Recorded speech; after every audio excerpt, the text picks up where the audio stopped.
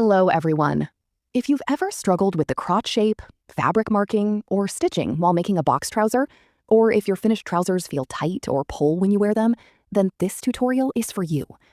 In today's video, I'll show you how to cut and sew a small size box trouser from start to finish using a simple, professional method. Here's what you'll learn.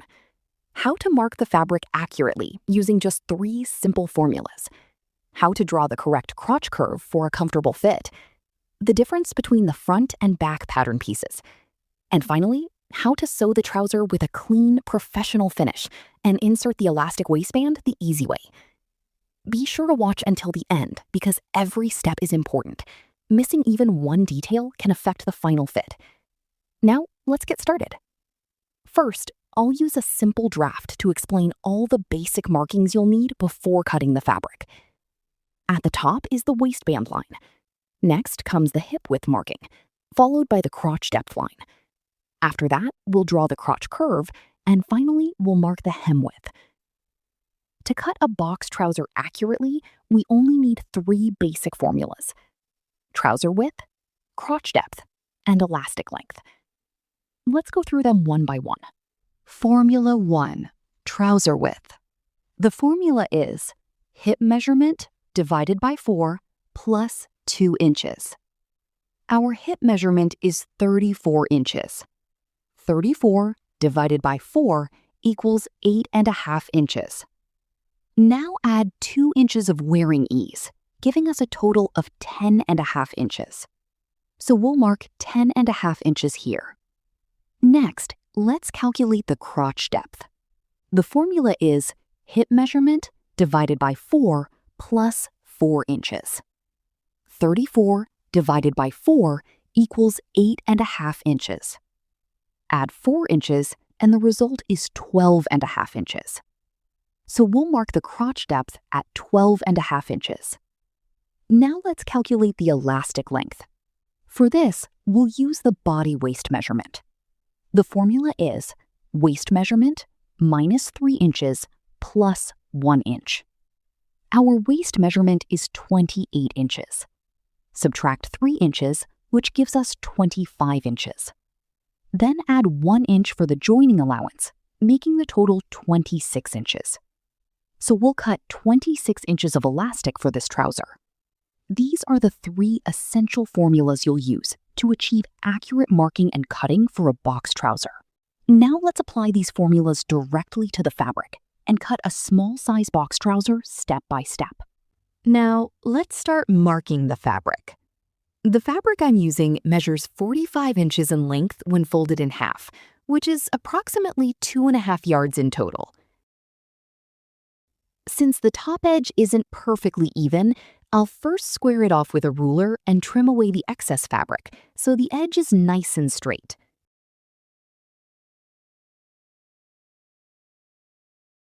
Next, I'll lift the top layer of fabric. At this point, the raw edges, selvage, are facing me, while the folded edge is on the opposite side. On the bottom layer, I'll measure and mark 2.5 inches, then draw a straight line. After that, I'll bring the top layer down to that line and align it carefully. This extra 2.5 inch section will become the back piece of the trousers, while the top layer will be the front piece. Now, on the front piece, I'll mark 2 inches at the top for the waistband fold. Before making any other measurements, draw a straight guideline just inside the selvage edge. Since the selvage can sometimes pull or distort the fabric, trim it off first. All of our measurements will be taken from this straight reference line. Now, let's mark the trouser width. According to our formula, the width is 10.5 inches, so I'll mark 10.5 inches here. The crotch depth is 12.5 inches, so I'll mark 12.5 inches here as well. Now measure 10.5 inches at the bottom, just like we did at the top, and connect both points with a straight line. To create the crotch extension, measure 2 inches outward.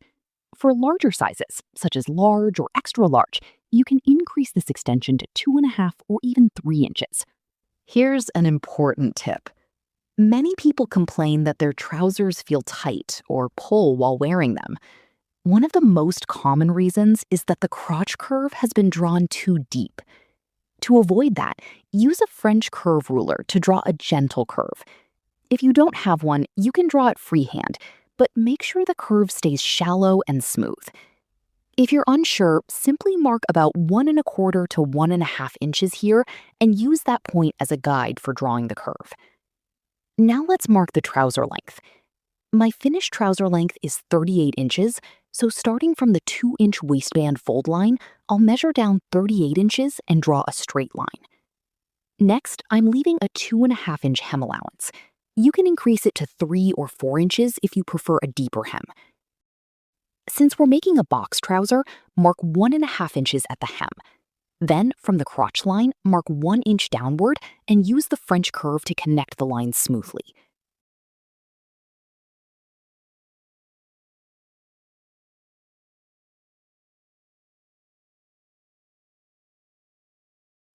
Now cut out both front pieces and trim the hem evenly.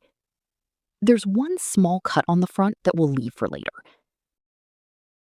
Remove the excess fabric and let's begin marking the back piece. Extend the crotch line straight across and do the same with the waistband line. Now measure 2 inches outward from the crotch line on the back and also 2 inches outward from the waistband. Connect these points with a straight line. Then draw a gentle curve, just as shown. Again, don't make the curve too deep or the finished trousers may feel tight when worn. Now move to the hem and extend it 2 inches outward. For a small size, adding 2 inches to the back is enough. Complete the line using your French curve. Now cut out the back piece, then finish the remaining cut on the front piece. Next, make small notches wherever you've marked matching points. These notches help align the front and back pieces accurately during sewing and prevent the fabric from shifting. Now, let me show you the correct way to shape the top of the back piece. Many people cut this edge completely straight, but that's only necessary when you're attaching a separate waistband. If you're folding the fabric itself to create the elastic casing, place the French curve so that one end touches the crotch side and the other aligns with the front waist edge. Draw a gentle curve and trim along that line. Finally, here's a very useful tip. Fold the front piece in half and press it well to create a center crease. From the top, measure down 7 inches and mark it. Then mark ½ an inch on each side of the crease. Next, measure down 4 inches and again mark ½ an inch on both sides. Keep the marking straight for the first 4 inches, then gradually curve them as you move downward. Remove the pattern, place both front pieces together, and use a tracing wheel to transfer the markings to the second piece so both front panels are identical.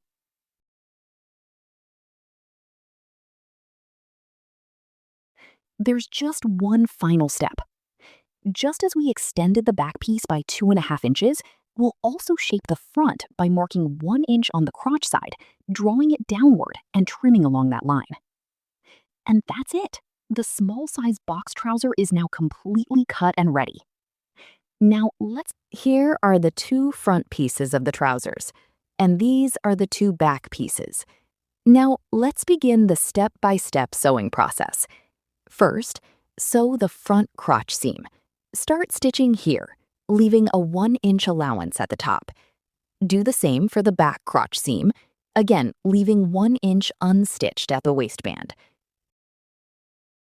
As you sew, trim away any loose threads.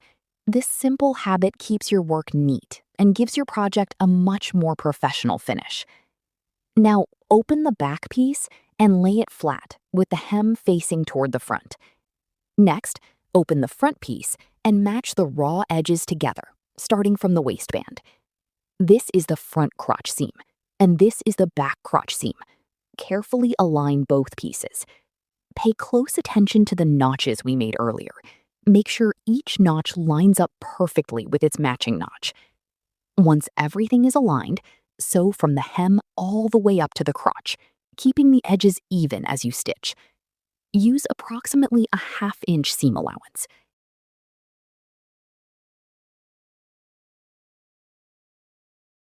Repeat the same process on the other side.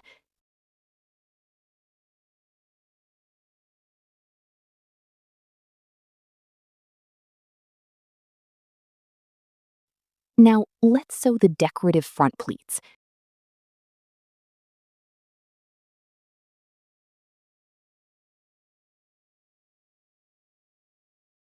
I've already pressed a center crease into each front leg.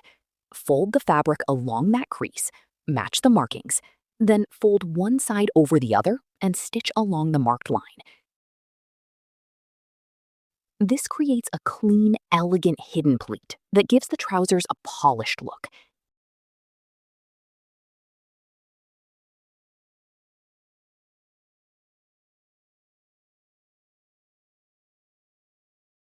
Now, let's return to the crotch area. Earlier, we left 1 inch unstitched at the top. Go ahead and sew that remaining section now. After that, finish sewing both leg seams completely.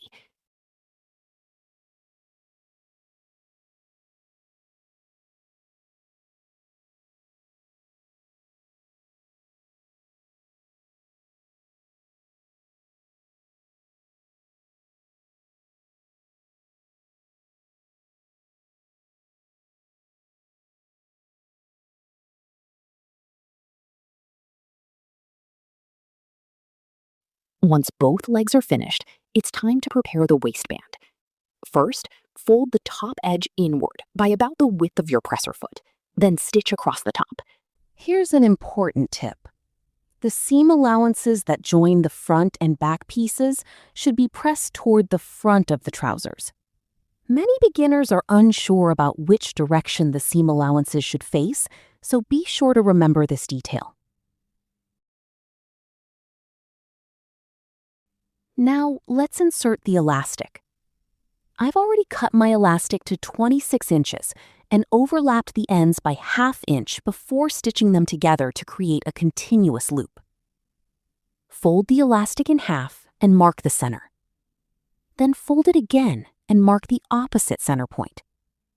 Now you have 2 matching center marks. Place one center mark at the front waistband, directly above the center seam.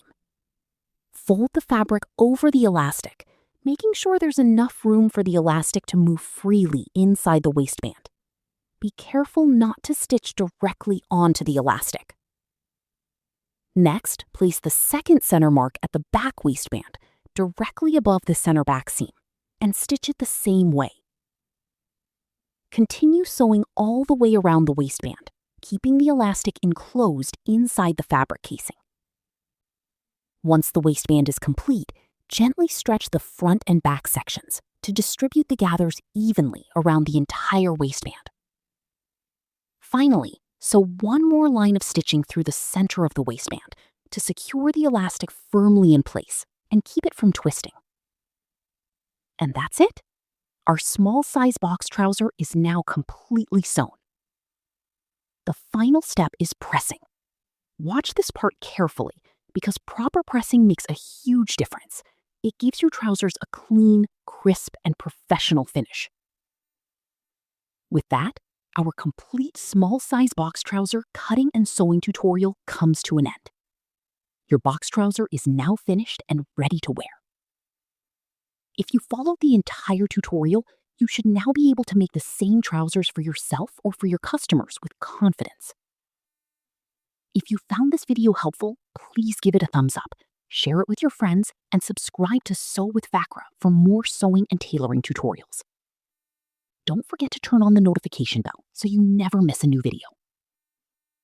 If you have any questions or suggestions, leave them in the comments below. I'd be happy to help. Thank you for watching, and I'll see you in the next video. Bye for now.